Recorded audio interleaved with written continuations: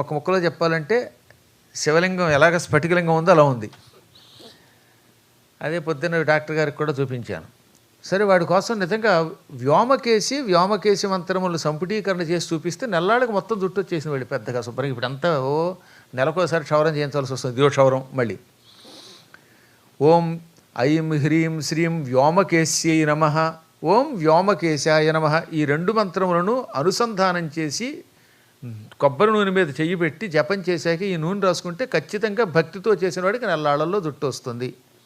ఎవడేమనుకున్నా నేను సంపాదించాను కాబట్టి చెబుతున్నాను. మీరు చూసే తర్వాత రేపు పొద్దున్న ఈ వింత అవునా కాదో చూడండి. లేదా మీ దగ్గర ఆల్రెడీ ఫోన్లు ఉన్నాయిగా, యూట్యూబ్లో శబ్దం లేకుండా నిశ్శబ్దంగా చూసేయండి దాన్ని. 2019లో చంద్రశేఖరాష్టకం సెప్టెంబర్లో కాశీలో చదివిన దానికి జుట్టుకి ఇప్పటి జుట్టుకి అంత తేడా ఉంది. మంత్రశాస్త్రం చాలా గొప్పది. నమ్మిన వాడికి నమ్మినంత. మనం సరిగ్గా ఉపయోగించుకోవటం లేదు. కానీ అమ్మవారి మంత్రములను భక్తి శ్రద్ధలతో అనుష్ఠానం చేస్తే మన చేతిలో అరిచేతిలో కల్పవృక్షం కామధేనువు ఉన్నాయి, అమృత కలశం ఉన్నట్టే. ఆ వ్యోమకేశి అనేటటువంటి నామము, వ్యోమకేశ అనే శివుడి యొక్క నామము రెండింటినీ కలిపితే అంత శక్తి వస్తుంది.